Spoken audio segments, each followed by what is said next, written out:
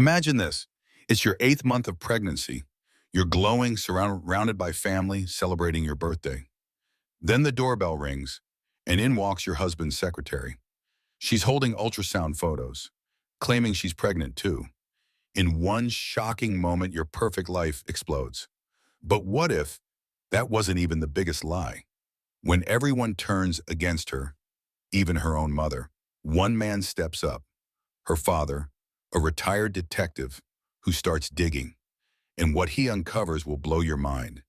This story has betrayal, revenge, and a comeback you won't forget. So stay with me till the end, because trust me, the truth is crazier than anything you've imagined. And hey, if you love stories with shocking twists and powerful women who rise again, don't forget to like, comment, share, and subscribe. It helps more people discover these unbelievable true tales. Victoria Hamilton stood in her kitchen, watching the October sun paint golden stripes across the marble countertops. At 35 years old and 8 months pregnant, she moved with the careful grace of someone carrying precious cargo. The smell of pot roast filled the air, mingling with vanilla candles she'd arranged on the dining table. "The birthday girl shouldn't be cooking," Frank Hamilton said from the doorway. Her father-in-law's voice carried that protective tone she'd grown to love over the past 7 years. At 64, the retired Chicago police detective still moved like he was ready to chase down suspects. "I wanted to," Victoria replied, adjusting her navy maternity dress. "Besides, cooking relaxes me." Frank's weathered face softened. "You remind me of Helen. She never could sit still either, especially when she was carrying Jackson." Victoria smiled at the mention of her late mother-in-law. Helen Hamilton had passed 3 years ago, but her presence still lingered in family stories, and Frank's occasional wistful glances at empty chairs. The doorbell chimed, followed by the sound of a key turning. "That'll be Sarah," Victoria said, recognizing her sister-in-law's signature entrance. Sarah Hamilton burst through the door, her nurse's scrubs replaced with a festive sweater. "Happy birthday, Mama."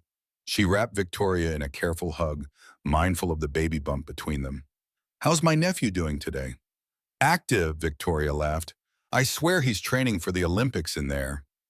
"Good, strong Hamilton genes," Frank said proudly, just like his father.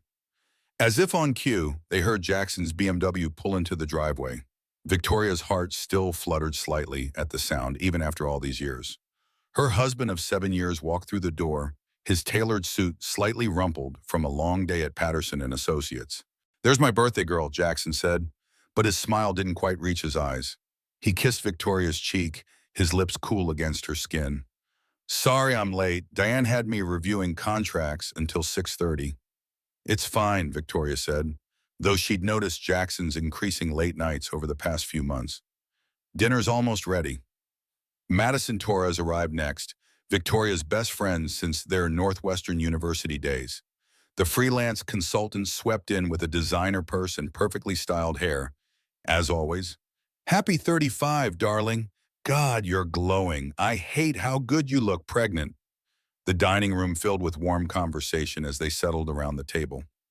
Victoria had used her grandmother's china, the delicate blue patterns catching the candlelight. Everything was perfect. The food, the company, the gentle jazz playing in the background. "So, Victoria," Madison said, raising her wine glass, "tell us about the Henderson Industries deal. I heard through the grapevine it's huge."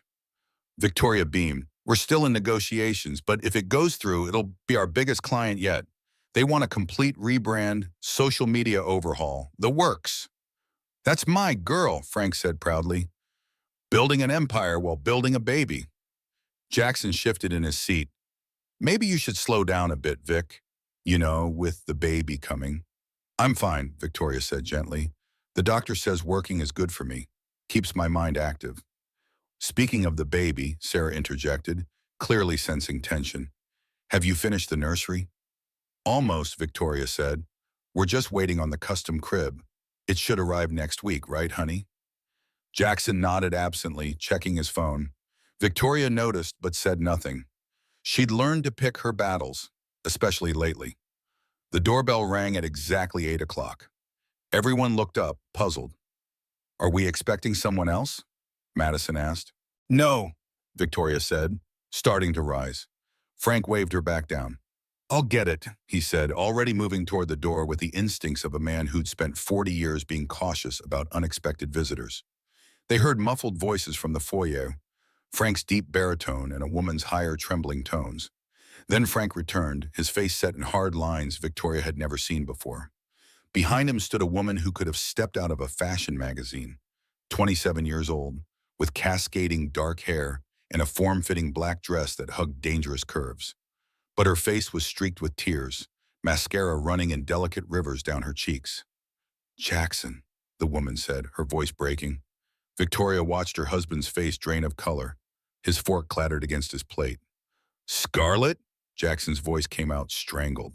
What are you doing here? Scarlett Reeves, Jackson's secretary at Patterson and Associates, pressed a trembling hand to her stomach. Her eyes darted between Jackson and Victoria before settling on the floor. I'm so sorry, she whispered. I didn't want to do this here. I tried calling, texting, but you blocked my number. The room had gone deadly silent. Victoria felt the baby kick hard against her ribs, as if sensing the sudden tension. Jackson, Victoria said slowly, what is going on? Scarlett looked up then, meeting Victoria's eyes for the first time. I'm pregnant, she said. 3 months. It's Jackson's. The words hung in the air like smoke from a fired gun. Victoria heard someone gasp. Maybe Sarah, maybe herself. Her water glass slipped from nerveless fingers, shattering on the hardwood floor with a sound like breaking dreams. That's impossible, Jackson said, but his voice lacked conviction. His face told a different story, guilt written in every line, every twitch of his jaw. Scarlett reached into her purse with shaking hands, pulling out a folder. I have the ultrasound, the test results, everything.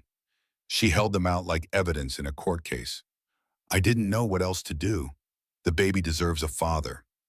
Madison stood up so fast, her chair toppled backward. You lean little Madison, Frank said sharply. His cop voice. Everyone froze. Victoria couldn't move, couldn't breathe. 8 months pregnant with the baby she dreamed of for years, sitting at her own birthday dinner, watching her life implode in real time. The pot roast smell that had been so comforting and now made her stomach churn. Jackson, she said again, her voice eerily calm. Look at me. Her husband of 7 years finally met her eyes, and in that moment, she knew. The late nights, the distance, the way he'd been pulling away even as their baby grew inside her. How long? She asked. Victoria, how long? Jackson's shoulders slumped. It was just once, after the firm's Christmas party. I was drunk. We were 3 months ago, Victoria said, doing the math, when I was 5 months pregnant with your child. Sarah made a sound of disgust. Madison looked ready to commit murder. Frank stood perfectly still, his detective eyes taking in every detail, every reaction. And Scarlett Reeves stood in the doorway of Victoria Hamilton's perfect suburban home, hand on her still flat stomach, tears still flowing, waiting for someone to save her or destroy her. The candles on the table flickered, casting dancing shadows on the wall. Somewhere in the distance, a siren wailed. Victoria placed both hands on her swollen belly, feeling her baby, their baby, move inside her 35th birthday. The night everything changed. The night the lies began to unravel. The shattered glass lay scattered across the floor like diamonds in the candlelight. Victoria stared at the pieces, finding it easier to focus on them than on the woman standing in her dining room claiming to carry her husband's child. You need to leave, Madison said, moving protectively toward Victoria. Now. Scarlett shook her head, clutching the folder of medical documents. I tried to handle this privately. Jackson wouldn't return my calls. I didn't know what else to do. So you thought crashing my wife's birthday dinner was appropriate? Jackson stood, his face flushed with anger or shame or both. This is insane, Scarlett. Sid, Frank's quiet voice cut through the tension. Everyone turned to look at him. Is it insane, son? The way he said son, weighted with disappointment, made Jackson flinch. Dad, this isn't... She's obviously having some kind of breakdown. I am not having a breakdown. Scarlett's voice rose, hysteria creeping in at the edges. I'm pregnant with your baby, and you've been pretending I don't exist for 3 months. Victoria finally found her voice. Everyone stop. She pressed her palms flat against the table, using it to push herself to standing. At 8 months pregnant, every movement felt monumental. Sarah, can you take Madison to the living room, please? Vic, Madison protested. Please. Victoria's tone brooked no argument. I need to handle this. Sarah gently guided a reluctant Madison out of the room. Frank remained, positioning himself where he could see everyone clearly. Old habits. Sit down, Victoria told Scarlett. Both of you, sit. Scarlett perched on the edge of Sarah's vacated chair like a bird ready to take flight. Jackson dropped heavily into his seat, running his hands through his hair. Victoria lowered herself back into her chair with as much dignity as she could muster. The baby kicked again, reminding her of what truly mattered. Show me, she said simply. Scarlett slid the folder across the table with trembling hands. Victoria opened it, her marketing executive's eye automatically cataloging details. Ultrasound images dated 3 weeks ago, blood test results from a lab she recognized, a doctor's note confirming pregnancy, approximately 12 weeks along. The math was damning. Victoria, Jackson started. Don't. She didn't look up from the papers. Just don't. Frank moved closer, reading over her shoulder. She heard his sharp intake of breath. Scarlett, Victoria said, finally meeting the younger woman's eyes. Why didn't you go to HR? Why come here? Because I love him. The words tumbled out in a rush. I know how that sounds, but we have a connection. That night wasn't just some drunken mistake. Tell her, Jackson. Tell her how you feel about me. The silence stretched like taffy, sticky and suffocating. There is no us, Jackson said finally. What happened was a mistake. A terrible, awful mistake. Scarlett's face crumbled. You said you were unhappy. You said your marriage was falling apart. You said, stop. Victoria's voice could have frozen fire. Everyone stop talking. She closed the folder, placed it precisely in the center of the table. Her hands weren't shaking. She noted this with distant surprise. This is what's going to happen, she said. Scarlett, you're going to leave. Now, we'll address this through proper channels, lawyers, paternity tests, whatever needs to happen. But not tonight, not in my home. But if you're really pregnant with my husband's child, Victoria continued, then we'll deal with that reality when it's confirmed. But you don't get to ambush me at my birthday dinner and expect… What? What did you think would happen here? Scarlett's tears started fresh. I just wanted him to acknowledge me, to acknowledge our baby. The baby you claim exists, Frank interjected. His tone was neutral, but Victoria caught the skepticism underneath. Dad, Jackson warned. No, he's right to question it, Victoria said. She stood again, one hand supporting her belly. Scarlett, I'm going to ask you one more time. Please leave. If you have Jackson's child growing inside you, we'll handle this properly, but not like this. Scarlett stood slowly, gathering her purse. At the doorway, she turned back. I'm staying at the Marriott downtown, room 412, in case… She looked at Jackson with naked hope. In case you want to talk. Then she was gone, leaving only the echo of her heels on the hardwood and the lingering scent of expensive perfume. The silence that followed felt alive, breathing, waiting. I'll start cleaning up, Frank said, moving toward the kitchen. Dad, wait. Jackson reached for his father's arm. You believe me, right? That this is all some crazy… Frank shrugged off his son's hand. I've been a cop for 40 years, Jackson. I know what guilt looks like. He left the room, leaving Victoria and Jackson alone with the ruins of her birthday dinner. Vic, Jackson started, was it really just once? He hesitated a beat too long. Yes. You're lying. She said it without heat, a simple observation. I can always tell when you're lying. Your left eye twitches. Jackson's hand moved unconsciously toward his face. I want you to leave, Victoria said. Duanam.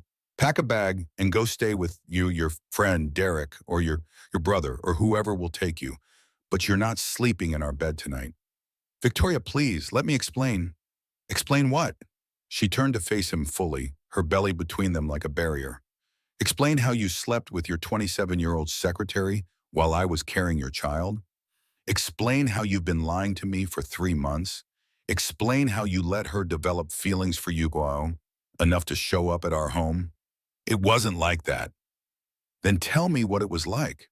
Her voice remained steady, but inside she felt like she was dissolving.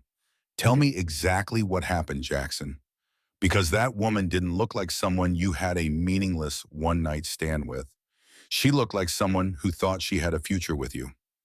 Jackson sank back into his chair. It started before Christmas, just talking. She was going through a rough time, her mom was sick, she was struggling with the workload. I was trying to be a good boss, a friend. And then, he scrubbed his face with his hands. I don't know. You were so focused on the baby, on your company. Every conversation we had was about morning sickness or nursery colors or your latest client win. I felt like I was disappearing. Victoria laughed, a sound like breaking glass. So you found comfort in your secretary. How original. That's not, he stopped, started again. I never meant for it to happen. The Christmas party, we'd both been drinking. She told me she had feelings for me and I was weak. I was stupid. Was. It only happened once, I swear. The next day I told her it was a mistake. I tried to transfer her to another attorney, but she refused, said it would look suspicious. So you've been working with her every day for 3 months, knowing she's in love with you, knowing she might be pregnant. And you said nothing to me. Jackson's silence was answer enough. Victoria moved to the window, looking out at their perfectly manicured suburban yard. The swing set they'd bought in anticipation of children, the garden she'd planted last spring, the life they'd built together over 7 years. Do you love her? She asked quietly. No. The answer came quick, vehement. God, no, I love you, Vic. I love our life, our family. But not enough to stay faithful to it. She heard him stand, felt him move closer but not touch. He knew better than to touch her right now. I'll fix this, he said. I'll take care of everything. The paternity test will prove she's lying. And if she's not lying? The question hung between them like a blade. Then we'll figure it out. Together, we're having a baby, Vic. Our baby. That's what matters. Victoria turned to face him. No, Jackson. What matters is that 3 hours ago, I had a husband I trusted. A marriage I believed in. A family I thought was built on solid ground. And now I don't know what I have. Madison appeared in the doorway. Honey, Frank's loading the dishwasher and Sarah's making tea. I want Jackson to pack a bag and leave, Victoria said, not breaking eye contact with her husband. Madison, can you drive him wherever he needs to go? I don't trust him to drive right now. With pleasure, Madison said, ice in her voice. Vic, please. Go, Jackson, before I say things I can't take back. Before this gets worse than it already is. He looked like he wanted to argue, but something in her face stopped him. He nodded once, defeated, and headed for the stairs.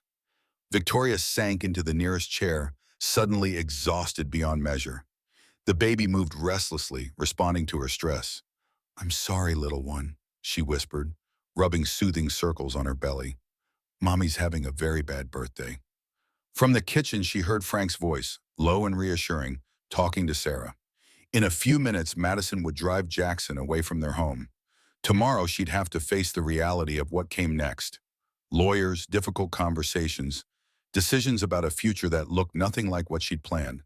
But tonight, on her 35th birthday, Victoria Hamilton sat in her dining room, surrounded by cold food and shattered glass, and tried to remember how to breathe. 3 days after the birthday disaster, Victoria sat in her home office, laptop open to a spreadsheet that made her stomach turn. Joint bank accounts, the mortgage, credit cards. 7 years of intertwined finances stared back at her in neat columns. $50,000. Gone. She'd found the withdrawal that morning, a wire transfer from their savings account dated 6 weeks ago. The account they'd earmarked for the nursery, for her maternity leave, for their future. A knock at the door interrupted her spiraling thoughts. It's Frank, came the familiar voice. Come in. Her father-in-law entered carrying 2 cups of coffee. He'd been coming by every day since the incident, always with some excuse. Fixing a leaky faucet, checking the furnace, bringing groceries. Victoria knew better. Frank Hamilton was keeping watch. "Decaf," he said, setting a mug beside her laptop. "Sarah says caffeine's not good for the baby." "Nothing's good for the baby right now," Victoria muttered, then immediately regretted it. "Sorry, I'm not handling this well." Frank settled into the chair across from her desk. "You're handling it better than most would," he gestured at the screen. "Finding anything interesting?" $50,000 missing. Transferred 6 weeks ago to an account I don't recognize." Frank's expression didn't change, but Victoria had learned to read the subtle signs. The slight narrowing of his eyes, the way his fingers tightened almost imperceptibly around his coffee mug. "Maya?" he asked, indicating the laptop. Victoria turned it toward him. Frank studied the screen with the same intensity he'd once reserved for case files. "This routing number," he said slowly, "it's for a private account at Chase, not your usual bank." "Jackson banks with Wells Fargo." "We both do." "Exactly." Frank pulled us out a small notebook, the kind Victoria had seen him carry since she'd first met him. "Old habits. Mind if I make some calls?" "Frank, you don't have to." "Yes," he said firmly, "I do. That's my grandchild you're carrying. And you're the daughter I never had. Let me help." Victoria felt tears prick her eyes. Pregnancy hormones, she told herself. Not the unexpected warmth of having someone firmly in her corner. "There's something else," Frank said, his tone shifting. "About the girl, Scarlett." Victoria's stomach clenched. "What about her?" "I've seen her before, not just around Jackson's office." He paused, choosing his words carefully. "3 weeks ago, I was having lunch with my old partner near the courthouse. She was there, in the parking garage, sitting in a car, a silver Honda." "So?" "So she was watching the entrance to Jackson's firm. Just sitting there, engine off, watching. Bill and I joked about it, thought maybe she was serving papers or something. But the way she was focused," he shook his head, "it stuck with me. Cop instincts, maybe." Victoria processed this information. "You think she's been stalking him?" "I think there's more to Ms. Reeves than meets the eye." Frank stood, "Which is why I ran her plates that day." "You what?" "Old habits," he said again, almost apologetically. "The car's registered to a Scarlett Reeves, age 27, current address in Uptown. But here's the interesting part. She's had 3 addresses in the past 5 years. Miami, Dallas, and now Chicago. She moves around a lot, so?" "So I made some more calls, quietly. Turns out Ms. Reeves left both Miami and Dallas rather suddenly, and in both cities she worked for law firms. The implications hung in the air between them. Victoria's marketing brain was already connecting dots, seeing patterns. "You think she's done this before," she said. "I think it's worth investigating." Frank moved toward the door. "I'm meeting Bill for lunch. He's still got connections in Miami-Dade, might be able to learn more." "Frank," Victoria called as he reached the door, "Jackson's staying at the Marriott downtown. The same hotel as—" "I know." His face hardened slightly. "I had a conversation with the front desk. They're in rooms on different floors. For now." After he left, Victoria returned to the financial spreadsheet, but her mind wandered. She pulled up Instagram on her phone, something she'd been avoiding since Saturday night. There it was, Baby Hamilton Journey. The account had been created 4 days ago, the night before her birthday. Already it had dozens of posts, ultrasound images, quotes about motherhood, photos of baby clothes with captions like, "Can't wait to meet you, little one." And then Victoria saw it, a post from that morning, a selfie of Scarlett, hand on her still flat stomach, standing in front of a familiar backdrop, her office building. The caption read, "Morning sickness is worth it for you, baby. Visiting Daddy's office today? Blessed and miracle in progress." Victoria's hands shook as she scrolled through the comments, some supportive, some questioning. But one stood out. "Isn't he married?" Scarlett's response, "It's complicated, but love always finds a way." The audacity of it took Victoria's breath away. She screenshotted everything, her business instincts overriding her emotional response. Document everything. Create a paper trail. Her phone buzzed. A text from Madison. Check your email now. Victoria opened her laptop again, navigating to her business email. The subject line made her blood run cold. Henderson Industries contract concerns. The email was from Bob Henderson himself, CEO of the company that could make or break her firm's future. Dear Victoria, it has come to our attention through social media channels that there may be some personal instability affecting your company's leadership. While we sympathize with whatever difficulties you may be facing, Henderson Industries must consider the reputation and stability of our partners. We're postponing our final decision on the contract until these matters are resolved. I hope you understand. Best regards, Bob. Victoria read it twice, her mind racing. Scarlett had tagged her business account in those Instagram posts. Of course, it would get back to her clients. Of course, it would affect her professionally. The baby kicked hard, as if sensing her distress. Victoria rubbed her belly absently, trying to think. She'd built her marketing firm from nothing, working 80-hour weeks, sacrificing so much to create something lasting. And now it was being threatened by her husband's indiscretion and his secretary's social media campaign. She pulled up her phone again, found Jackson's number. He answered on the second ring. Vic, thank God, Have you seen her Instagram? Silence then. What Instagram? Baby Hamilton Journey. Your girlfriend is documenting her pregnancy for the world to see. She's tagging my business. I just lost the Henderson Industries contract. She's not my girlfriend, Jackson's voice was strained, and I had no idea. I'll talk to her, make her take it down. You'll do no such thing. Victoria's voice was steel. You'll communicate with her only through lawyers from now on. Any contact between you two will only fuel her fantasy. Fantasy? Vic, what if she's really pregnant? Then we'll deal with that when it's proven. But right now she's waging a social media war, and I need to protect what I've built. What we've built, Jackson corrected. Your company is half mine, remember? The words hit Victoria like a physical blow.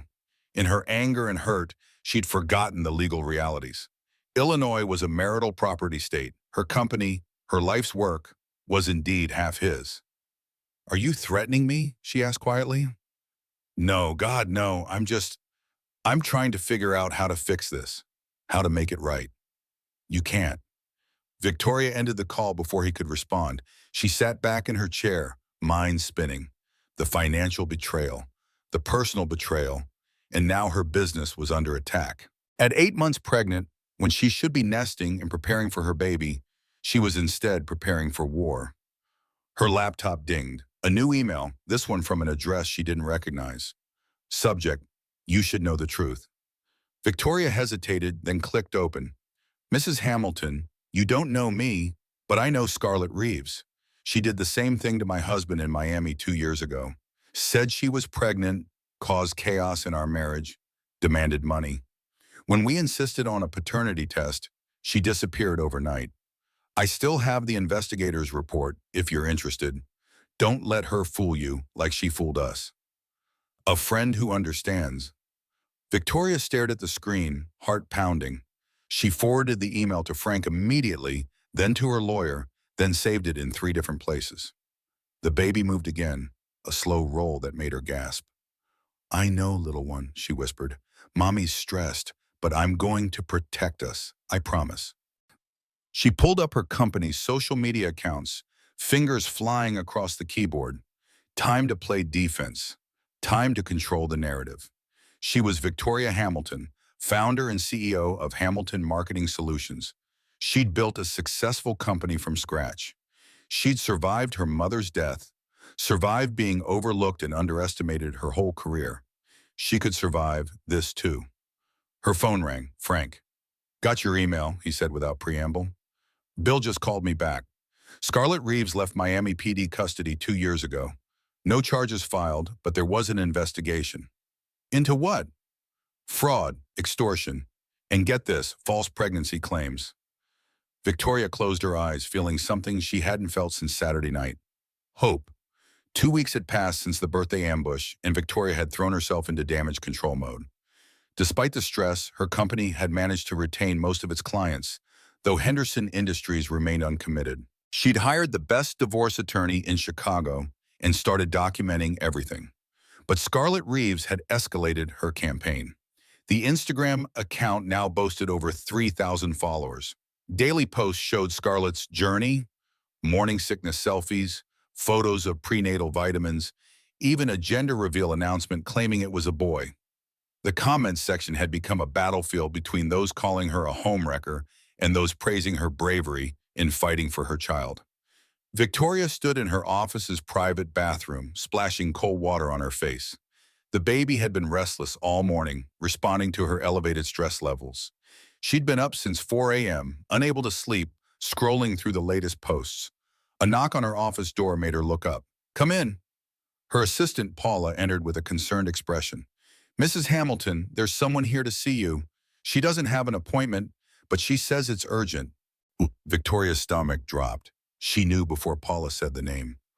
Scarlett Reeves. "Tell her," Victoria started, then stopped. Running would only make her look weak. "Actually, send her in. But stay close, Paula, and have security on standby." Paula nodded and left. Victoria moved behind her desk, grateful for the barrier it provided. She placed her hands flat on the surface, grounding herself. The door opened, and Scarlett Reeves walked in like she owned the place. She wore a flowing dress that emphasized what appeared to be a small bump. Her makeup was perfect, her hair styled in loose waves. She looked like she'd stepped out of a maternity magazine spread. "Victoria," she said, as if they were old friends. "Thank you for seeing me." "You have 2 minutes," Victoria replied, not offering her a seat. Scarlett sat anyway, placing a protective hand over her belly. The gesture looked practiced, performative. "I wanted to apologize for how I handled things at your birthday," Scarlett began. "It wasn't fair to you. You're innocent in all this." 1 minute 45 seconds. Scarlett's perfectly composed mask slipped slightly. "I know you hate me. I understand. But we're going to be in each other's lives forever now. Our children will be siblings. Don't you think we should try to find some common ground?"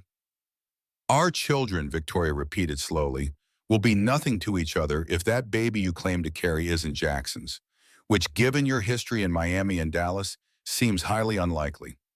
Now the mask fell completely. "I don't know what you think you know. I know you've run this scam before. I know you target married lawyers. I know you fake pregnancies for attention and money." Victoria pulled out a folder, Frank's investigation file. "I have statements from your previous victims, police reports, medical records showing you've never been pregnant in your life." But Scarlett stood abruptly. "Those are lies. Jackson and I are having a baby, and there's nothing you can do about it." "We'll see about that when the paternity test comes back." "I'm not taking any test that could harm my baby." "How convenient." Victoria stood as well, her 8.5-month pregnant frame dwarfing Scarlett's possibly fake bump. "But the court will order one after the baby is born. If there is a baby." Scarlett's face flushed. "You think you're so perfect, don't you? The successful businesswoman, the perfect wife. But you couldn't keep your husband satisfied. You couldn't give him what he needed." Victoria felt her carefully maintained control crack. And what exactly did he need? A 27-year-old secretary who stalks married men? "Love," Scarlett shouted. He needed someone who puts him first, not her company. Someone who makes him feel like a man, not a sperm donor for her perfect life plan. "Get out." Victoria's voice was dangerously quiet. "Get out of my office before I call security." "I'm not leaving until we settle this like adults." Scarlett moved closer, invading Victoria's space. "I'm carrying Jackson's baby whether you like it or not, and he's going to choose us. He already has. He just hasn't told you yet." That's when Scarlett made her crucial mistake. She reached for Victoria's desk, sweeping her arm across it. Files scattered. Picture frames crashed to the floor. The ultrasound photo of Victoria's baby fluttered like a dying bird. And the crystal water pitcher, a gift from a client, tipped precariously on the edge. Victoria moved on instinct, catching the pitcher before it could fall. But instead of setting it down, she found herself holding it, staring at the clear liquid inside. Time seemed to slow. Scarlett smirked. "Go ahead, show everyone who you really are. Show them the violent, jealous wife who... Victoria upended the entire pitcher over Scarlett's head. The water cascaded down in what felt like slow motion, drenching Scarlett's perfect hair, running in rivers down her designer dress, pooling on the expensive carpet. "You look thirsty," Victoria said calmly, setting the empty pitcher back on her desk, carrying all those lies. Scarlett stood frozen, water dripping from her chin, her mascara running in black streams. Her mouth opened and closed like a fish gasping for air. "Paula!" Victoria called. Her assistant appeared instantly, taking in the scene with wide eyes. Behind her stood two security guards. "Ms. Reeves was just leaving," Victoria said pleasantly. "Could you please escort her out? And maybe offer her some paper towels for the ride home?" You, Scarlett sputtered, wiping water from her eyes. "You'll pay for this! I'll sue you for assault! You'll do nothing," Victoria interrupted, "because what happened here was an accident. I was simply moving my water pitcher, and you happened to be standing too close. Isn't that right, Paula?" Paula, bless her, didn't miss a beat. "Absolutely, Mrs. Hamilton. Very clumsy of Ms. Reeves to bump into your desk like that." "This isn't over," Scarlett shrieked as security guided her toward the door. "Jackson will hear about this. Everyone will hear about this." "I'm counting on it," Victoria said softly. The door closed behind them, leaving Victoria alone in her water-spotted office. She sank into her chair, hands shaking now that the adrenaline was fading. Her phone buzzed immediately. The office security footage was digital, accessible to the security team's supervisors. Word would spread quickly. Sure enough, within minutes, her phone lit up with texts. "Madison, did you just baptize that witch?" Sarah, "Security guard just told me what happened. I've never been prouder to be your sister-in-law." Frank, "Heard there was an incident. You okay?" "Also, Bill says nice aim."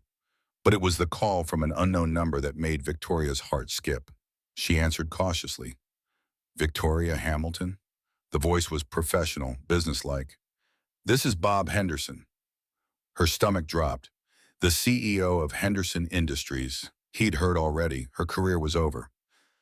"Mr. Henderson, I can explain." "No need." Was that amusement in his voice? "My head of security just forwarded me something interesting. Seems someone was recording the whole thing on their phone from the hallway. Posted it on Twitter 10 minutes ago." Victoria's blood ran cold. The caption says, "CEO stands up to husband's crazy mistress. Queen. It already has 50,000 views." "Mr. Henderson, I'm so sorry. This is completely unprofessional." "Unprofessional?" He laughed outright now. "Ms. Hamilton, do you know what my biggest concern was about working with your firm? I thought you might be too soft, too nice, too willing to roll over when things get tough." Victoria waited, hardly breathing. But a woman who can handle a crisis with that much composure, who can defend herself without losing her cool, that's exactly the kind of partner Henderson Industries needs. He paused. "The contract is yours if you still want it." Yes, absolutely." "Excellent. Oh, and Victoria, my wife wants to know if you're free for lunch tomorrow. She's 8 months pregnant too, and she says you're her new hero." The call ended, leaving Victoria stunned. She pulled up Twitter on her computer, searching for the video. There it was. Someone had indeed filmed from the hallway. The angle showed Scarlett throwing her tantrum, destroying Victoria's desk, getting in her face. And then, the water pour. Calm, deliberate, almost elegant. The comments were overwhelming. "This is how you handle a homewrecker. Pregnant CEO energy is unmatched.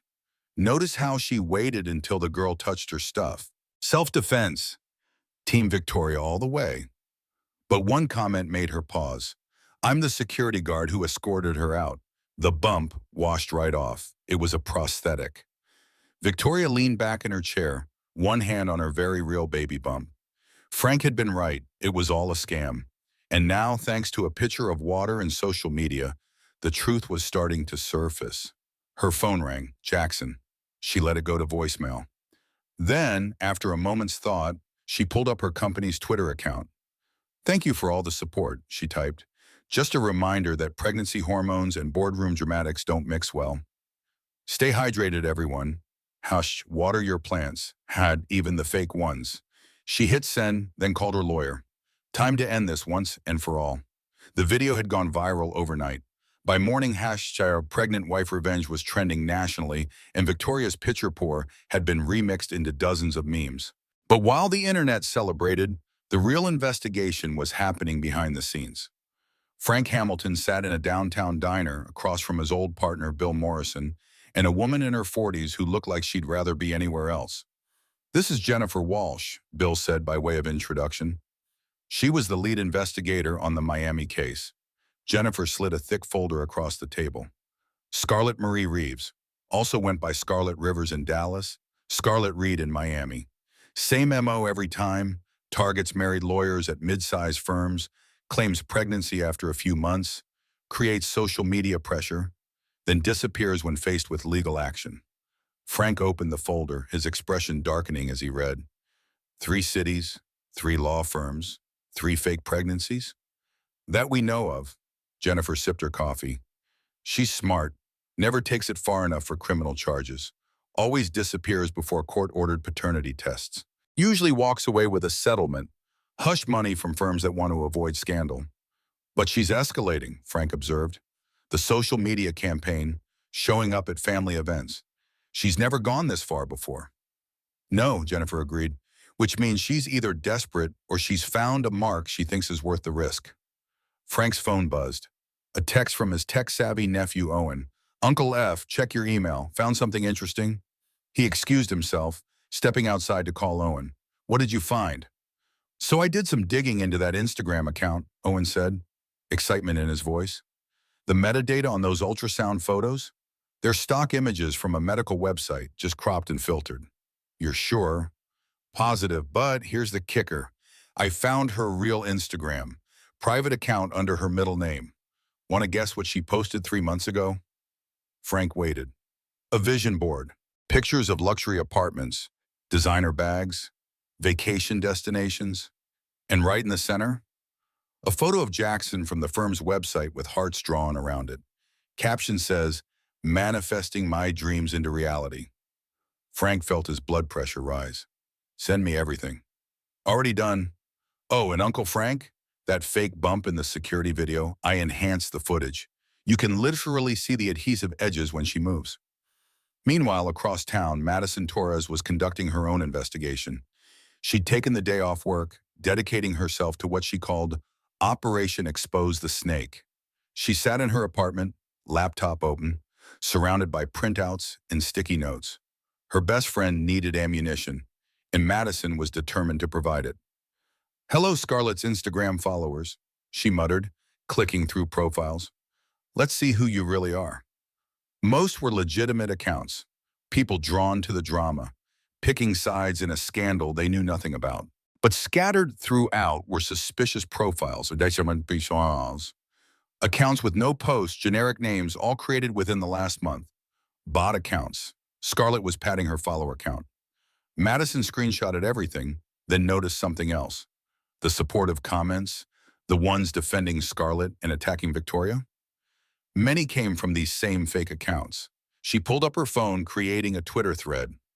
Thread, how a fake pregnancy scammer manufactures support using bot accounts. Let's dive in. Within an hour, her thread had thousands of retweets. Internet sleuths began contributing their own findings. Someone found Scarlett's Dallas persona. Another uncovered her Miami days. The digital house of cards was collapsing. At Patterson and Associates, the atmosphere was tense. Jackson Hamilton sat in the senior partners conference room, facing a panel that looked distinctly unhappy. This situation has become untenable, Diane Patterson said, her voice cold. The firm's reputation is being damaged by association. I understand, Jackson said quietly. I take full responsibility. Do you? Another partner, Thomas Wright, leaned forward. Because from where we sit, you've allowed a disturbed employee to harass your pregnant wife, damage our firm's standing, and create a social media circus. She's not disturbed, Jackson protested weakly. She's a con artist, Diane interrupted. We've been contacted by 2 other firms warning us about her. Apparently she's done this before you know. Jackson's face paled. What? Diane slid a tablet across the table. Miami, 2021. Dallas, 2019. Same pattern. And now Chicago, with our firm at the center of her latest scheme. I didn't know. Because you didn't want to know, Thomas said bluntly. You were enjoying the attention from a younger woman, and when it went too far, you buried your head in the sand. But that's not... Jackson stopped, unable to finish the denial. We need to discuss your future with this firm, Diane said. But first, you're going to fix this. Call Scarlett on speaker. Tell her it's over. I haven't been in contact with her since... We know you met her for coffee yesterday, Thomas interrupted. The Starbucks on Madison? Our client saw you. Jackson's shoulders slumped, caught in another lie. He pulled out his phone with trembling fingers, found Scarlett's number. The partners watched as he dialed. Jackson! Scarlett's voice was bright, hopeful. I was just thinking about you. Did you see the doctor's appointment is tomorrow? You could come. Hear the heartbeat. Scarlett, stop. Jackson's voice was firm. There is no doctor's appointment. There is no baby. Silence then. How can you say that? Our son... I know about Miami, about Dallas. I know this is what you do. The silence stretched longer this time. When Scarlett spoke again, her voice had changed, harder, colder. You seemed pretty convinced in your hotel room last week. The partners exchanged glances. Jackson's face went crimson. That was a mistake, another mistake.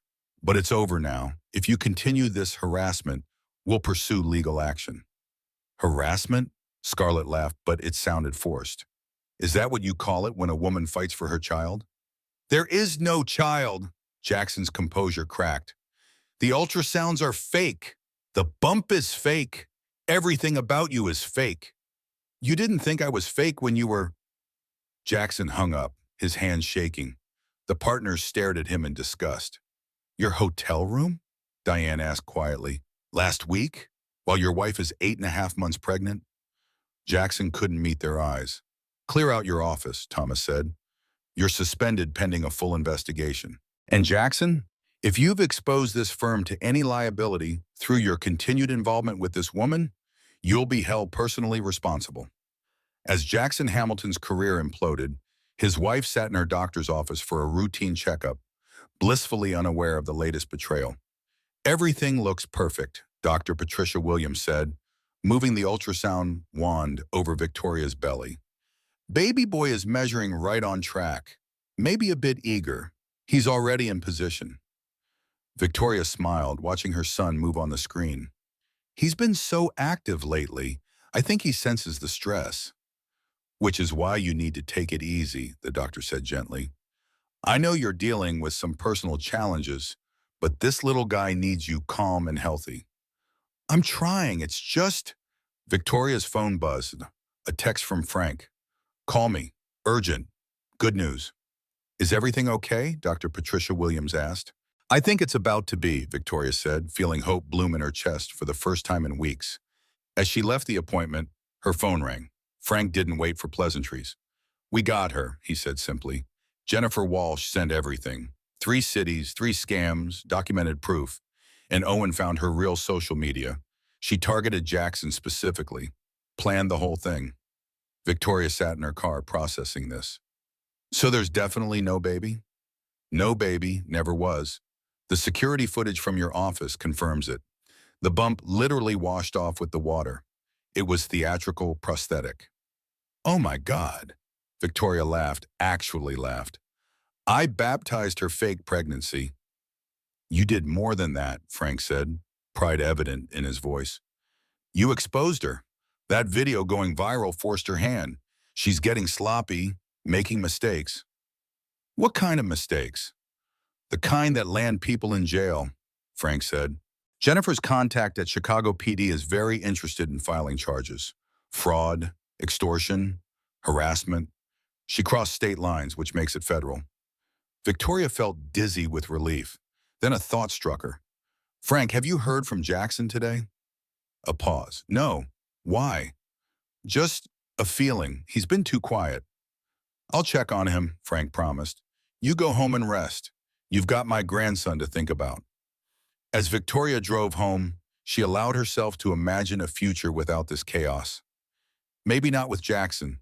That bridge might be too damaged to rebuild, but a future where she could focus on her son, her company, her life without the shadow of Scarlett Reeves' lies. She didn't know that Jackson had just been suspended from his job. She didn't know that Scarlett was at that very moment packing her bags to flee Chicago. And she definitely didn't know that Madison's Twitter investigation was about to crack the case wide open in ways none of them expected. But for now, in this moment, Victoria Hamilton allowed herself to breathe. The truth was finally coming out. Madison Torres had pulled all-nighters in college, survived on coffee and determination through product launches, but nothing had prepared her for the adrenaline rush of systematically destroying Scarlett Reeves online. Her Twitter thread had exploded beyond anything she'd imagined. Journalists were reaching out. Other victims were coming forward. And then, at 2 in the morning, she found the smoking gun. Holy mother of... Madison stared at her screen, then immediately called Victoria. Madison, it's 2 a.m. I know, but Vic, you need to see this. I'm coming over. Is everything okay? More than okay, I found out who Scarlett really is. 20 minutes later, Madison burst into Victoria's kitchen with her laptop and a manic energy that only came from too much caffeine and righteous vindication. Scarlett Reeves isn't her real name, Madison announced, pulling up a cached webpage. It's Bethany Louise Crenshaw. And guess what Bethany did before she became Scarlett? Victoria, wrapped in her bathrobe and nursing herbal tea, leaned forward. What? She was an actress. Bit parts, commercial work, nothing major. But look at this. Madison clicked through photos.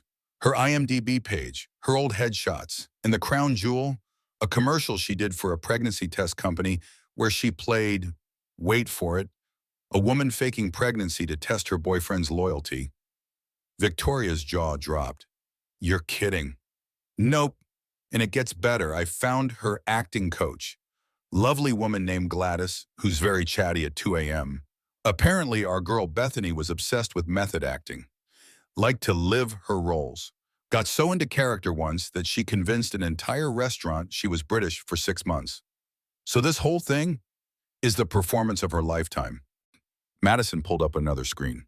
But here's where it gets really interesting. Remember those bot accounts supporting her? I traced the payments. She's been buying followers and engagement through a service that, drumroll please, is paid for by a credit card in the name of B. Crenshaw. Victoria set down her tea, hands shaking slightly. We need to get this to Frank, to my lawyer, to... Her phone rang, Frank's name on the screen. I'm at the hospital, he said without preamble. Jackson's here. Victoria's heart stopped. What? Is he okay? He's fine, but Scarlett's not. She's in the ER, claiming she's having a miscarriage, making a huge scene. Media's already here. Madison, who could hear everything, was already packing up her laptop. We're on our way. The drive to Chicago General was tense. Victoria's baby seemed to sense her anxiety, kicking relentlessly. Madison drove while simultaneously coordinating with her Twitter army, ready to counter whatever narrative Scarlett was about to spin. They arrived to find chaos. News vans lined the parking lot. Reporters clustered around the emergency entrance. And somewhere inside, Scarlett Reeves was giving the performance of her life. Frank met them at the entrance, his expression grim. She arrived by ambulance 40 minutes ago, claimed she was bleeding, cramping, full hysteria mode. Where's Jackson? Victoria asked. Inside, she called him, said she was losing the baby. He came running. Frank's jaw tightened. The doctors are examining her now. This is her exit strategy, Madison said suddenly. She fakes a miscarriage, gets sympathy, disappears before anyone can prove she was never pregnant. Not this time, Frank said. I've got hospital security keeping track of every move. And the doctor examining her? Old friend of mine. She knows the situation. And they settled in this waiting room, an odd tableau. The pregnant wife, the loyal best friend, and the protective father-in-law. Around them, the hospital hummed with its usual chaos, unaware of the drama unfolding in exam room 3. An hour passed, then 2. Finally, Dr. Rebecca Anderson emerged, her expression carefully neutral. Mr. Hamilton, she called. Frank stood. That's me. This is my daughter in Shalom. Victoria. Dr. Anderson's eyes softened slightly as she took in Victoria's pregnant form. Perhaps we could speak privately. Anything you have to say can be said in front of them, Frank said firmly. The doctor nodded. Very well. Ms. Reeves is not experiencing a miscarriage. In fact, she's not experiencing any gynecological distress at all. Because she's not pregnant, Madison said flatly. I cannot confirm or deny a pregnancy without the patient's consent, Dr. Anderson said carefully. What I can say is that her symptoms don't align with her claimed condition. We've recommended she follow up with her regular OBGYN. The one that doesn't exist, Victoria muttered. Additionally, Dr. Anderson continued, when we asked for her insurance information, she became agitated and attempted to leave. Security is with her now. Just then they heard shouting from down the hall. Scarlett's voice, high and dramatic. You can't keep me here. I know my rights. Jackson! Jackson! Help me! Jackson appeared in the doorway looking haggard. His suit was rumpled, his tie askew. When he saw Victoria, his face crumpled. Vic, don't. Victoria held up a hand. Just don't. She called me, said she was losing the baby. What was I supposed to do? Recognize a con when you see one? Madison suggested acidly. I think we should all step outside, Dr. Anderson said diplomatically. But before anyone could move, Scarlett burst into the waiting room, security guards flanking her. She'd changed out of the hospital gown and back into her street clothes. Her makeup was smeared, her hair disheveled, but her eyes were sharp and calculating. There you are. She focused on Jackson. Tell them about our baby. Bethany, Madison said loudly. That is your name, right? Bethany Louise Crenshaw? Scarlett froze, just for a second, but everyone saw it. I don't know what you're talking about, she said, but her voice wavered. Madison pulled out her phone showing the cached IMDb page. Actress, semi-professional con artist, currently playing the role of pregnant mistress. How's that method acting working out for you? You're insane, Scarlett said, but she was backing toward the door. Am I? Should we talk about Miami, Dallas, the other law firms, the other fake pregnancies? Madison advanced, phone extended like a weapon. It's all here. Every scam, every lie, every fake social media account you bought to support your stories. Jackson, Scarlett pleaded, reaching for him. Don't let them do this to us, to our baby. Jackson looked at her, really looked at her, for perhaps the first time. There is no baby, is there? How can you say that? Tears streamed down her face. After everything we've shared? After last week in your hotel room? Victoria made a sound like she'd been punched. Madison grabbed her arm, supporting her. Frank stepped forward. Last week? You met her last week? Jackson's accent was damning. You told me it was over, Victoria said quietly. You looked me in the eye and swore it was over. It is over, Jackson protested. I was trying to convince her to drop this whole thing, to leave us alone. By sleeping with her? Victoria's voice was deadly calm.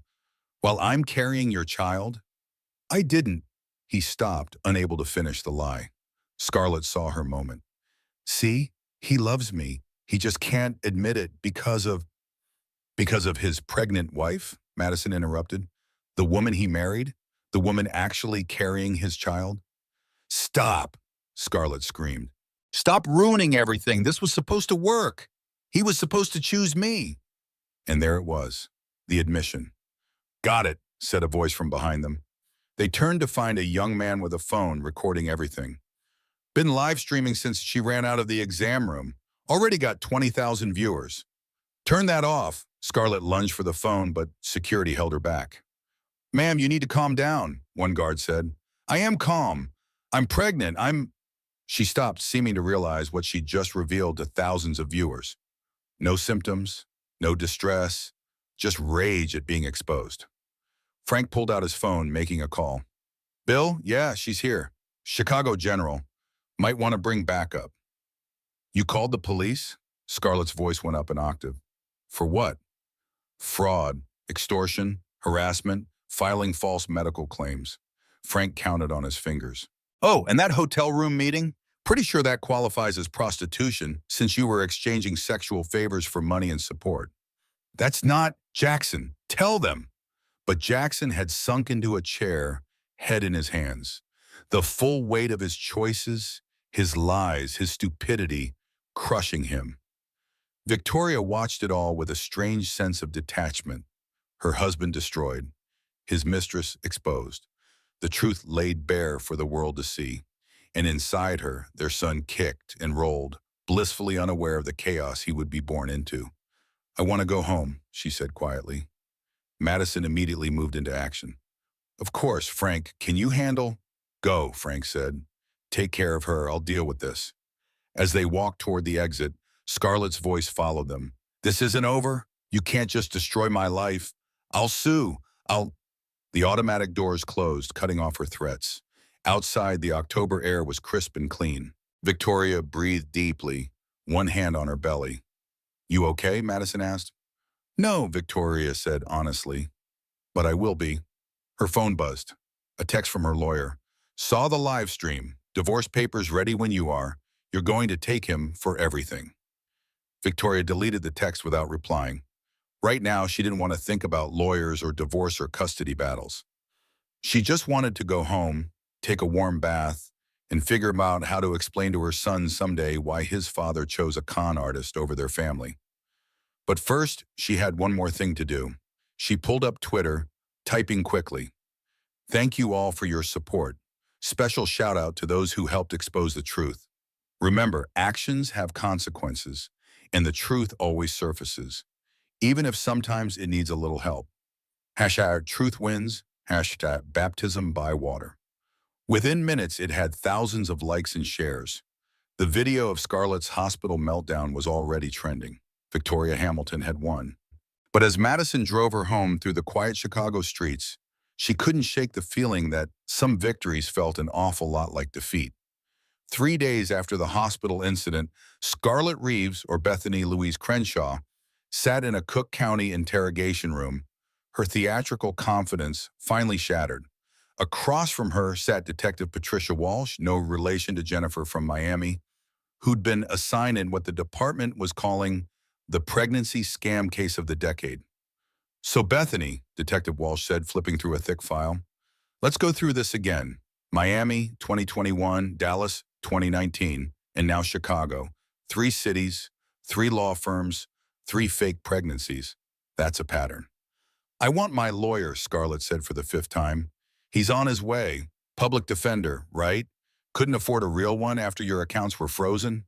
Scarlett's perfectly manicured nails dug into the metal table.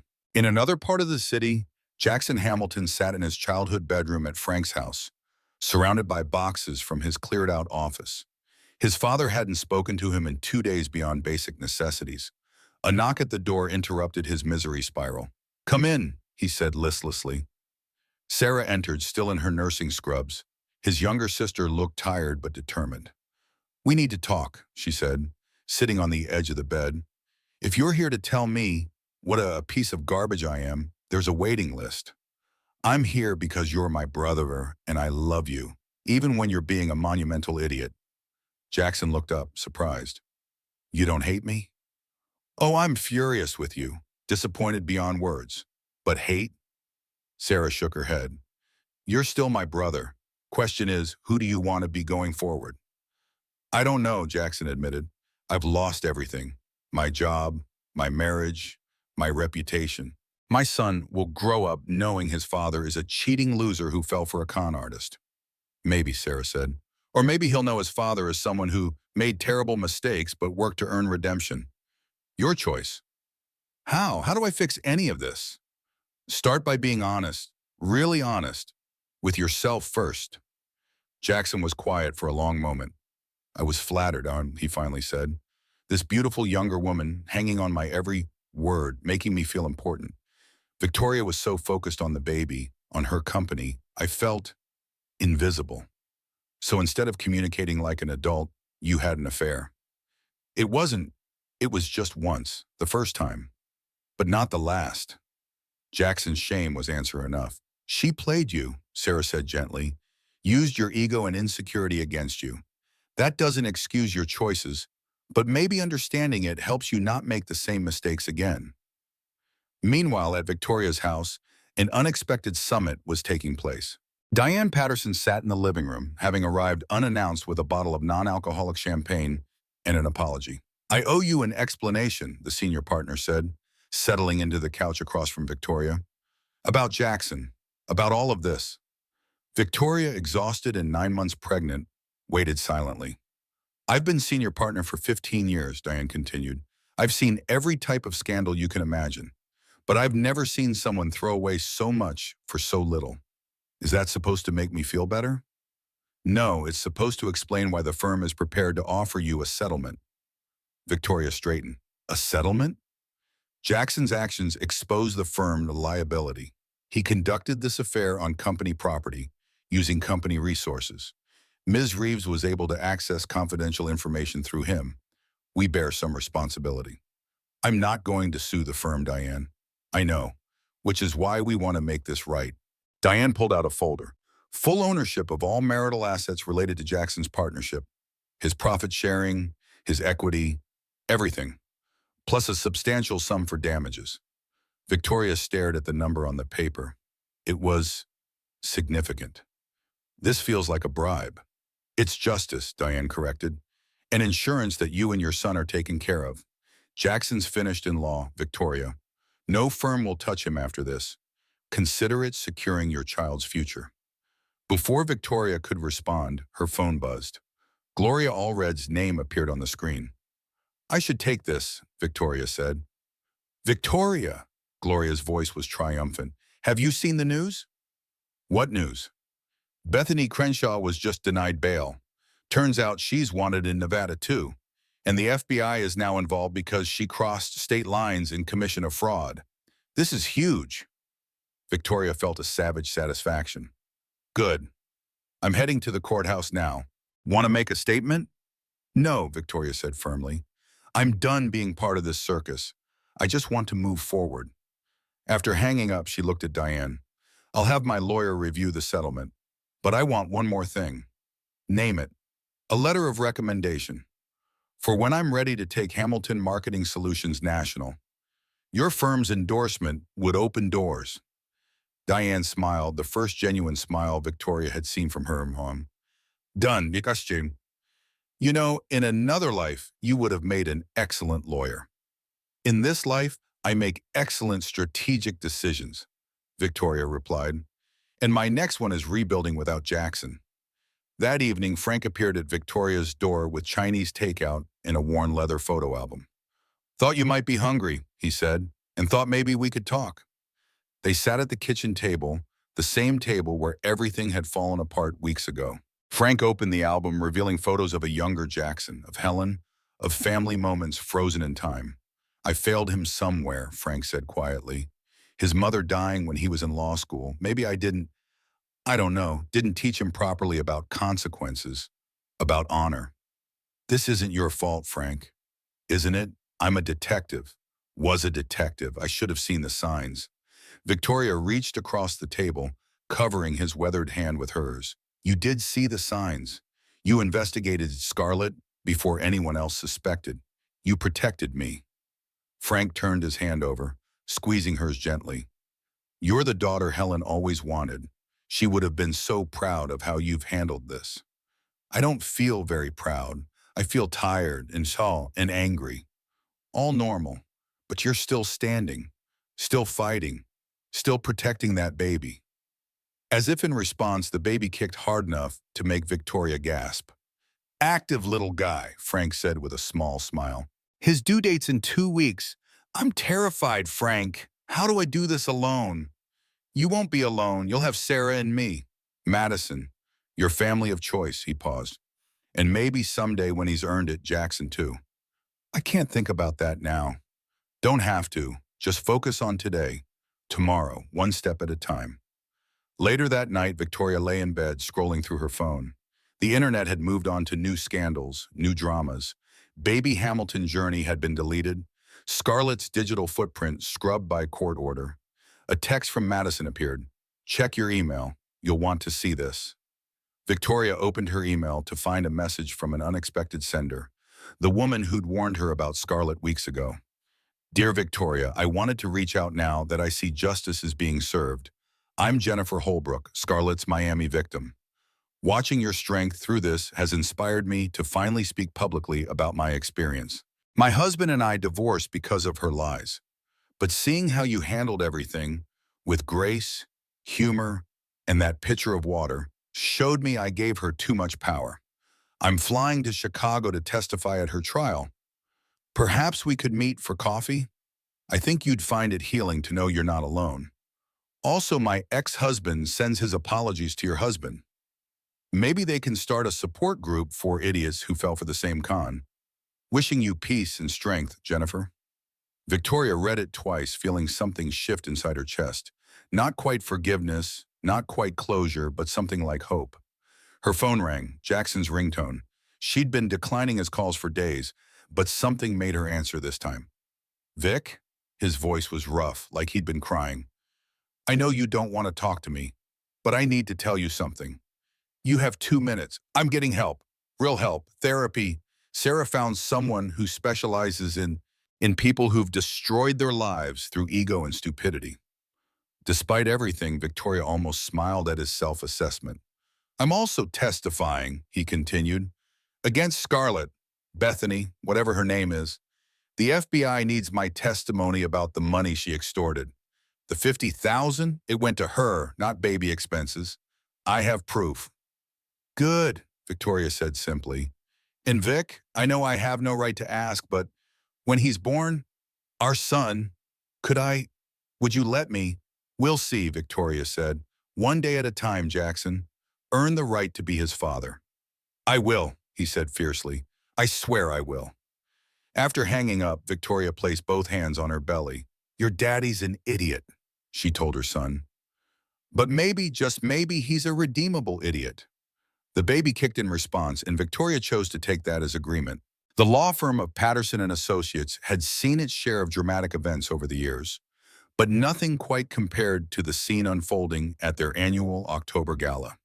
The Palmer House Hilton's grand ballroom glittered with Chicago's legal elite, unaware they were about to witness the final act of the city's most sensational scandal.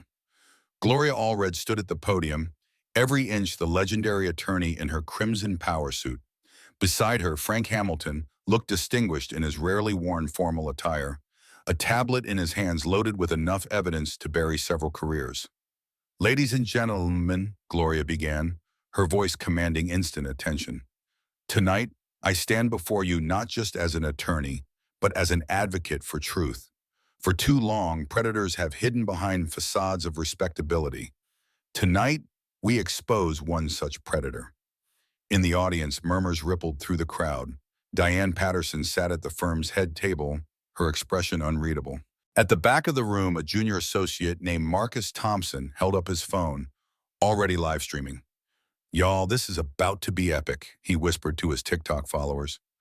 The legendary Gloria Allred is about to destroy someone at my firm's gala. Gloria continued, 3 cities, 3 law firms, 3 fabricated pregnancies, and countless lives destroyed by one woman's pathological need for attention and money. Frank stepped forward, connecting his tablet to the projection system.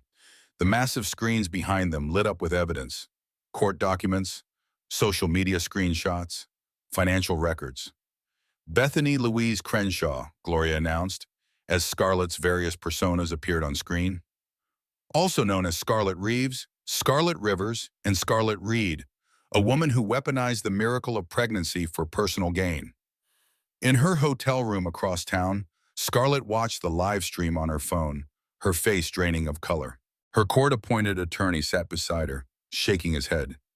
They can't do this, she protested. It's defamation. It's evidence that will be presented at your trial anyway, her lawyer interrupted. And you're the one who made this public with your Instagram campaign. Back at the delay, Frank had taken the microphone. As a former detective, and more importantly, as the father of a man who was deceived by this woman, I feel compelled to share what our investigation uncovered. The screen showed a timeline of Scarlett's cons, each more elaborate than the last. Miami, where she'd extracted $30,000 from a junior partner. Dallas, where she'd nearly destroyed a marriage before disappearing. And now Chicago, where she'd made a crucial mistake, targeting someone with resources and determination to fight back. But tonight isn't just about exposing a con artist, Gloria interjected, retaking control. It's about recognizing strength in the face of deception. Victoria Hamilton, a woman 8 months pregnant when this scandal broke, didn't crumble. She didn't hide. She stood up, fought back, and in doing so, inspired victims in 3 states to come forward. The crowd turned, looking for Victoria, but she wasn't there. She was at home, in early labor, watching the live stream between contractions while Madison held her hand. "Oh my gosh," Victoria gasped, not sure if it was from pain or from watching her father-in-law systematically destroy Scarlett on live television. "Breathe," Madison coached. "Do you want me to turn it off?" "Are you kidding? This is better than an epidural." At the gala, Frank clicked to the next slide, the infamous water pitcher video. "This moment," he said, as the room watched Victoria calmly pour water over Scarlett's head, became a rallying cry for everyone who's ever wanted to stand up to a manipulator. My daughter-in-law's grace under pressure exposed the truth in a way no investigation could. "That's my best friend," someone shouted from the audience. The crowd turned to see Sarah Hamilton, still in her hospital scrubs, having rushed from her shift. "That's my sister-in-law, and she's in labor right now, bringing my nephew into the world while you all sit here gossiping." The revelation sent a ripple of excitement through the crowd. Marcus Thompson's live stream viewer count jumped to over 100,000. Gloria smiled. "Then let's make this quick, shall we? Frank, the final evidence?" Frank pulled up a series of financial documents. "The $50,000 Jackson Hamilton withdrew? We traced it. Ms. Crenshaw used it to purchase a car, designer clothing, and—" He paused for effect. "Acting classes, because apparently she felt her performance needed work." Nervous laughter rippled through the crowd. "But here's the truly damning evidence," Gloria said. 3 hours ago, Bethany Crenshaw attempted to flee Chicago. She was arrested at O'Hare Airport with a ticket to Costa Rica, a country with no extradition treaty with the United States. The screen showed booking photos, Scarlett without her perfect makeup, without her designer clothes, looking like what she was, a criminal caught in the act. At that moment, Marcus Thompson noticed something. "Oh, snap," he told his viewers. "Jackson Hamilton just walked in." Indeed, Jackson stood at the ballroom entrance, looking haggard but determined. He walked straight to the podium, ignoring the whispers and stares. "I know I'm not welcome here," he said into the microphone. "I know I've disgraced myself, my firm, and most importantly, my family. But I need to say this publicly." Gloria stepped aside, allowing him to speak. "I was a fool, a vain, selfish fool who fell for the oldest con in the book because it flattered my ego." His voice cracked. "I destroyed my marriage, hurt the best woman I've ever known, and missed the most important months of my son's development because I was weak." In her hospital room, Victoria felt tears streaming down her face. "That idiot," she whispered. "But I'm here to take responsibility," Jackson continued. "I provided the FBI with everything, every text, every meeting, every penny that went to this woman's scam. And I'll testify at her trial no matter what it costs me personally." He looked directly into Marcus Thompson's phone camera. "Victoria, if you're watching, I know I don't deserve forgiveness, but our son deserves a father who owns his mistakes. I'm going to spend every day trying to be that man." The ballroom was silent. Then from somewhere in the crowd came slow clapping. It spread not for Jackson, he didn't deserve applause, but for the acknowledgement that truth finally was prevailing. "Thank you, Mr. Hamilton," Gloria said, gently moving him aside. "Now for the grand finale." The screens lit up with a new image, a legal document. 1 hour ago, Gloria announced, Bethany Louise Crenshaw was formally charged with wire fraud, extortion, and interstate commerce violations. The federal prosecutor is seeking 20 years. The crowd erupted. At the hospital, Madison whooped while Victoria breathed through another contraction. "But wait," Gloria said, raising her hand for silence. "There's more." A new face appeared on the screen. A woman in her 40s with kind eyes and steel in her spine. This is Jennifer Holbrook, Scarlett's first known victim. She started a foundation for those affected by pregnancy fraud. And their first act? ensuring that Victoria Hamilton's son enters this world with a full college fund, courtesy of donations from victims who want to turn their pain into someone else's hope. Victoria sobbed outright now, overwhelmed by hormones and emotion and the strange beauty of strangers' kindness. In conclusion, Gloria said, let this be a lesson. In the age of social media, lies travel fast. But truth? Truth travels faster when good people stand together. Thank you, Chicago. Thank you, Frank Hamilton. And congratulations, Victoria, on your impending arrival. The live stream ended with thunderous applause at the gala and Victoria's water breaking at home. Time to go, Madison said, grabbing the hospital bag. Your son has excellent timing. As they rushed to the hospital, Victoria's phone lit up with messages. Support from strangers, love from friends, even a text from Diane Patterson. Proud to recommend you. Now go have that baby. But it was the message from Frank that made her smile through the pain. Helen would be so proud. We're all waiting at the hospital. Even the idiot. 5 hours later, as Halloween gave way to November 1st, Samuel Francis Hamilton entered the world. 7 pounds, 12 ounces of perfect, screaming proof that life goes on, even after betrayal, even after public humiliation, even after everything falls apart. Frank was the first to hold him after Victoria and the medical staff. Hello, little man, he whispered. Welcome to our perfectly imperfect family. Sarah cooed over her nephew while Madison documented everything. And in the corner, allowed in at Victoria's exhausted nod, Jackson stood watching the son he'd almost lost to his own stupidity. He's perfect, Jackson said softly. He is, Victoria agreed. And he's going to know the truth about everything. Age appropriately, of course, but no lies, not ever. No lies, Jackson agreed, I promise. As if in response to all the drama he'd been born into, baby Samuel yawned, stretched, and promptly fell asleep. Smart kid, Madison observed, already over the drama. And in that moment, in that room full of complicated love and tentative hope, the Hamilton family began the hard work of rebuilding. Not the same as before, that was impossible. But maybe, just maybe, something stronger. Outside, Chicago churned on, already moving to the next scandal. But inside room 415 of Chicago General, a new story was beginning. One with no lies, no fake bumps, no Instagram campaigns, just truth and love, and the hope that sometimes that's enough. 6 months later, the federal courthouse in downtown Chicago buzzed with anticipation. The case of United States v. Bethany Louise Crenshaw had become the most watched trial of the year, spawning podcasts, think pieces, and even a Netflix documentary in production. Victoria Hamilton walked through the courthouse doors with quiet confidence. The woman who entered was transformed from the heavily pregnant victim of 6 months ago. Her business suit was impeccable, her stride purposeful. In her arms, baby Samuel gurgled contentedly, dressed in a tiny outfit that read Future CEO. You didn't have to bring him, Jackson said, meeting her at security. He'd been there since dawn, preparing his testimony. The nanny had an emergency and Madison's in New York, Victoria replied. Besides, he's a pretty good judge of character. Might as well start his education early. It was a small joke, but Jackson smiled like she'd given him a gift. These tiny moments of normalcy were precious now, hard-won through months of therapy and careful co-parenting. Inside the courtroom, the gallery was packed. Jennifer Holbrook sat in the front row alongside victims from Dallas and Miami. Frank Hamilton was already seated at the prosecution's table, having been called as an expert witness. Gloria Allred had a prime spot, ready to provide commentary for the media circus outside, and at the defendant's table sat Bethany Louise Crenshaw, a.k.a. Scarlett Reeves. 6 months in federal custody had stripped away her polish. Gone were the designer clothes and perfect makeup.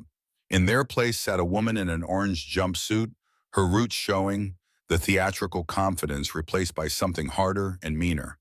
All rise, the bailiff announced, the Honorable Judge Patricia Kemp presiding. Judge Kemp, a no-nonsense woman in her 60s, took her seat. Are we ready to proceed with closing arguments? The federal prosecutor, a sharp young woman named Amanda Torres, no relation to Madison, stood. Yes, Your Honor. Proceed. Amanda Torres commanded the courtroom as she laid out the government's case. 3 states, 5 victims, that they knew of, over $200,000 in fraud, a clear pattern of predatory behavior targeting married men in positions of power. Ms. Crenshaw didn't just lie, she said, addressing the jury. She weaponized the deepest hopes and fears of families. She perverted the miracle of pregnancy into a tool for extortion, and when caught, she attempted to flee the country rather than face justice. She clicked through evidence on the courtroom screens, the fake ultrasounds, the purchased pregnancy tests, the social media manipulation, and finally the security footage from Victoria's office, the fake bump literally washing away. This is not a crime of passion, Amanda continued. This is calculated, repeated, intentional fraud. The defendant is a predator who deserves the full weight of federal justice. The defense attorney, looking resigned to his fate, gave a half-hearted closing about mental illness and childhood trauma. The jury looked unmoved. After closing arguments, court recessed for lunch. Victoria found herself in the courthouse cafe, Samuel sleeping in his carrier while she picked at a salad. "Mind if I sit?" Jennifer Holbrook asked. "Please," Victoria gestured to the empty chair. "He's beautiful," Jennifer said, smiling at Samuel. "My daughter is 3 now, born 2 years after Scarlett tried to convince my ex-husband she was carrying his twins." "Twins?" Victoria raised an eyebrow. "Oh yes, she was nothing if not ambitious in Miami." Jennifer sipped her coffee. "Thank you, by the way." "For what?" "For fighting back, for that pitcher of water, for showing me and the others that we didn't have to be victims forever." They sat in comfortable silence, two women bonded by the strangest of circumstances. "Can I ask you something?" Victoria said eventually. "Do you ever forgive him? Your ex?" Jennifer considered this. "I forgave him for my own peace of mind. But forgiveness doesn't mean forgetting. It doesn't mean trusting again. We co-parent successfully, but that's all." "Jackson's trying so hard," Victoria admitted. "Therapy twice a week, parenting classes. He even joined a support group for men who have been victims of romance scams. But I can't forget him meeting her at that hotel while I was 8 months pregnant, even after he knew she was lying." Jennifer reached across the table, squeezing Victoria's hand. "Healing isn't linear. Take your time. Your son needs a healthy mother more than he needs married parents." Court reconvened at 2 p.m. for the moment everyone had been waiting for: victim impact statements. Jennifer went first, her voice steady as she described the destruction of her marriage. The humiliation of discovering the woman her husband claimed to have impregnated had never even been pregnant. The Dallas victim, a quiet man named Robert Mitchell, spoke about the $50,000 he'd borrowed from his parents to pay Scarlett's medical bills. His parents still hadn't forgiven him. Then it was Victoria's turn. She stood, Samuel in her arms, and approached the podium. The baby, as if sensing the moment's importance, remained perfectly quiet. "Your Honor," Victoria began, "I'm not here to talk about what Bethany Crenshaw took from me. I'm here to talk about what she didn't manage to take." She adjusted Samuel on her hip, drawing strength from his warm weight. "She didn't take my business, though she tried. Hamilton Marketing Solutions just signed its largest client ever. She didn't take my family, though she tried. My father-in-law's investigation helped expose her, and his support never wavered. She didn't take my friends, my dignity, or my ability to trust in good people." Victoria looked directly at Scarlett for the first time since the hospital incident. "What she did take was my husband's integrity, our savings meant for this baby, and 7 years of marriage. But here's what I learned, and those things were already broken if they could be stolen so easily." In the gallery, Jackson lowered his head. "My son will grow up knowing the truth about how he came to be born in the middle of a scandal. But he'll also know that truth wins, that women support each other, that his grandfather is a hero who protects his family, that his mother built an empire while 8 months pregnant and under attack." Samuel chose that moment to coo loudly, drawing gentle laughter from the gallery. "And yes, he'll know his father made terrible choices, but he'll also see a man working every day to earn redemption. Because that's what we do. We face truth, we accept consequences, and we do better." She shifted Samuel to her other hip. "Bethany Crenshaw is a predator who profits from pain. She creates chaos and feeds on families' destruction. I'm asking the court to ensure she can't do this to another family, to another woman, to another baby who deserves to come into this world surrounded by truth and love, not lies and manipulation. Victoria returned to her seat amid complete silence. Then Judge Kemp spoke. Thank you, Ms. Hamilton. The court will take a brief recess before sentencing. At 20 minutes later, they reconvened. Bethany Crenshaw stood as Judge Kemp delivered her verdict. Ms. Crenshaw, you have been found guilty on all counts. The pattern of behavior demonstrated here shows a callous disregard for the families you've destroyed. You weaponize pregnancy, a sacred state, for profit and attention. Judge Kemp's voice hardened. This court sentences you to 15 years in federal prison, followed by 5 years probation. You are ordered to pay full restitution to all victims. Furthermore, you are prohibited from using social media or creating any online presence for the duration of your sentence and probation. Scarlett swayed on her feet. 15 years, she whispered. Your systematic exploitation of multiple victims across state lines warrants significant punishment, Judge Kemp continued. Perhaps this time will allow you to reflect on the pain you've caused and emerge as someone who contributes to society rather than preying on it. But I'm pregnant, Scarlett suddenly screamed. I'm really pregnant this time. You can't send a pregnant woman to prison. The courtroom erupted. Victoria instinctively held Samuel closer. Judge Kemp banged her gavel. Order, Miss Crenshaw, you will submit to immediate medical examination. If you are pregnant, appropriate accommodations will be made. If this is another fabrication, perjury charges will be added to your sentence. As marshals led Scarlett away, still screaming about her baby, Frank appeared at Victoria's side. Plot twist, he said dryly. She's lying, Victoria said with certainty. It's her final performance. Sure enough, 3 hours later, news broke that medical examination had revealed no pregnancy. Bethany Crenshaw had played her last card and lost.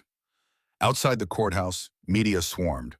Gloria Allred gave statements about justice and women's strength.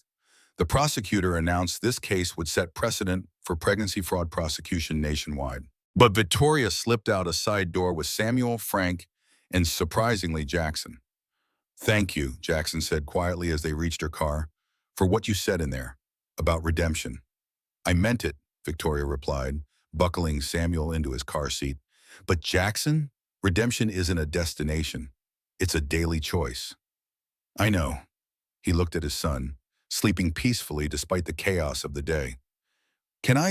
Would Tuesday still work for my visit? Tuesday works, Victoria confirmed. He's starting to recognize you. That's good. It was more than Jackson had dared hope for 6 months ago. He'd take it. As Victoria drove home, Samuel began to fuss. She reached back, letting him grip her finger. That's right, baby boy, she said softly. We won. Mommy and Grandpa Frank and Aunt Madison and Aunt Sarah and all those strong people who stood up for truth, we won. In the rearview mirror, she caught sight of the courthouse growing smaller. Somewhere inside, Bethany Louise Crenshaw was beginning her 15-year sentence. The woman who'd walked into Victoria's life with lies and drama would spend the next decade and a half in a federal cell. It was over. Finally, truly over. Victoria Hamilton smiled, turned up the radio, and drove her son home to the life they were building on foundations of truth. 1 year later, Victoria Hamilton stood before a packed auditorium at the Chicago Convention Center. Behind her, a massive screen displayed the words, Hamilton Marketing Solutions, from scandal to success. The irony wasn't lost on her. The woman who'd been nearly destroyed by a public relations nightmare had turned it into a masterclass in crisis management. The question I'm asked most often, Victoria said, commanding the attention of 500 business leaders, is how do you rebuild after public humiliation? How do you turn the worst moment of your life into your greatest professional asset? In the front row, Madison Torres beamed with pride. She now served as Chief Operating Officer of Hamilton Marketing Solutions, which had expanded to offices in New York, Los Angeles, and Miami. The company that had almost lost everything now specialized in crisis management and reputation rehabilitation. The answer is simple, but not easy, Victoria continued. You own your story before someone else tells it for you. She clicked to the next slide. The infamous water pitcher video. This moment has been viewed over 50 million times. It became a meme, a rallying cry, a symbol. But for me, it was the moment I stopped being a victim and started being a victor. Gentle laughter rippled through the audience. Victoria had learned to embrace the humor in her situation. The bronzed water pitcher now sat in the lobby of their main office, a conversation starter, and a reminder that sometimes the best response to lies is a calm, measured action that speaks louder than words. Today, I want to introduce you to someone special, Victoria said. My business partner, my co-parent, in proof that redemption is possible when you do the work. Jackson Hamilton. Jackson walked onto the stage looking healthier than he had in years. 18 months of therapy, parenting classes, and genuine accountability had transformed him. He no longer practiced law. That bridge was permanently burned. But he'd found new purpose as Hamilton Marketing's Director of Legal Affairs and, more importantly, as an advocate for men who'd been victims of romance scams. Thank you, Victoria, he said, taking the podium. I know many of you know our story, know my failures. But I'm here today because Victoria gave me something I didn't deserve. A second chance to be a father and a partner, though no longer a husband. The audience leaned in, intrigued by this unusual dynamic. We divorced, Jackson said simply. It was the right decision. Some betrayals cut too deep for marriage to survive, but we've built something different. Something that works for us and, most importantly, for our son. Victoria retook the microphone. Hamilton Marketing Solutions succeeded because we understood something fundamental. Modern families don't always look like the picture books. Sometimes your ex-husband becomes your business partner. Sometimes your former father-in-law becomes your child's primary male role model. Sometimes the woman who poured water on your husband's mistress becomes your CEO. Madison laughed loudly at that, starting a wave of applause. Speaking of family, Victoria continued, I'd like to introduce our newest board member, former Detective Frank Hamilton, whose investigation skills have been invaluable in our due diligence department. Frank stood briefly, waving off the applause with characteristic humility. At 66, he'd found new purpose in protecting Victoria's business interests with the same fervor he'd once pursued criminals. After the presentation, the convention center transformed for Hamilton Marketing's anniversary gala. Victoria changed into an elegant cocktail dress, trading her CEO armor for something softer. Samuel, now 18 months old, toddled between guests in a tiny tuxedo, charming everyone in his path. Mama, he called, running to Victoria with chubby arms extended. She scooped him up, marveling as always at how this little person had emerged from such chaos. Hello, my love. Are you being good for Grandpa? He's been perfect, Frank said, joining them with a fond smile. Helped me check the security arrangements twice. Starting him young, Victoria laughed. Miss Hamilton? A young woman approached nervously. I'm Rebecca Walsh from the Tribune. I was hoping I could ask you a few questions about the Crenshaw case update. Victoria's smile tightened slightly. Even now, Scarlett's name could darken a room. What update? She asked carefully. You haven't heard? Bethany Crenshaw was sentenced to an additional 5 years for running a similar scam from prison. Apparently, she was writing to lonely men, claiming to be pregnant with their children from conjugal visits that never happened. Of course she was, Madison said, appearing with 2 champagne flutes. That woman is like a cockroach. Nuclear war couldn't stop her from scamming. No comment, Victoria said professionally. Ms. Crenshaw is serving her time. That chapter of our lives is closed. But privately, she felt a grim satisfaction. 20 years in federal prison. 2 decades for Scarlett to contemplate the consequences of weaponizing pregnancy and destroying families. The reporter moved on, and Victoria found herself standing with Madison and Frank, watching Jackson across the room.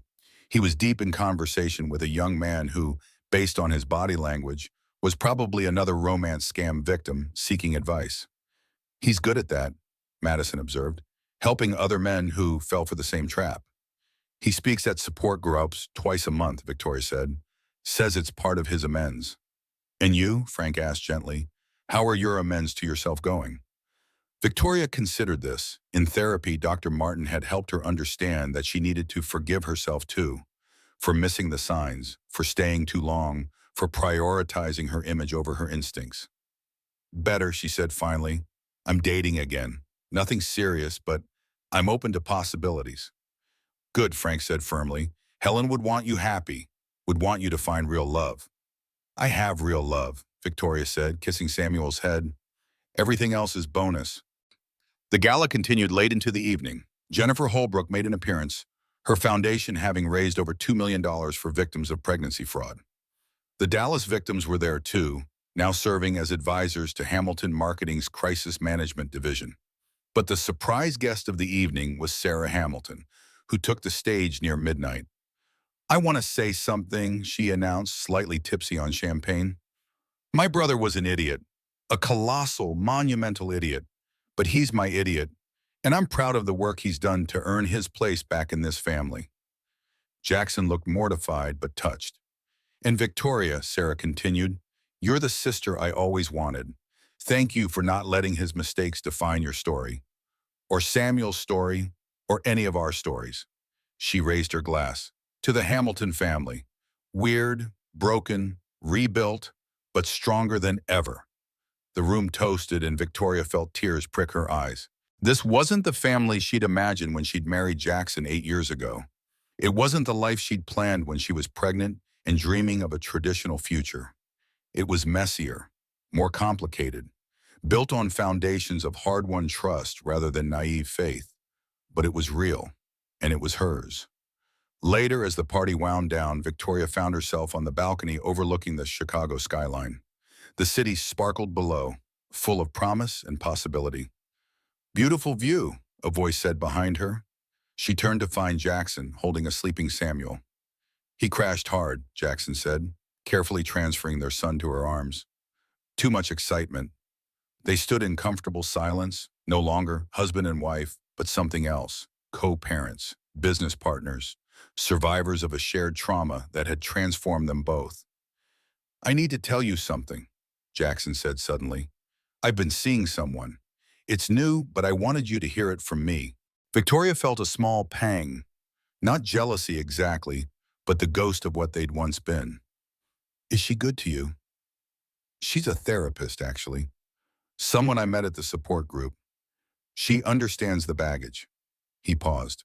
I won't introduce her to Samuel until you're comfortable. If you're ever comfortable.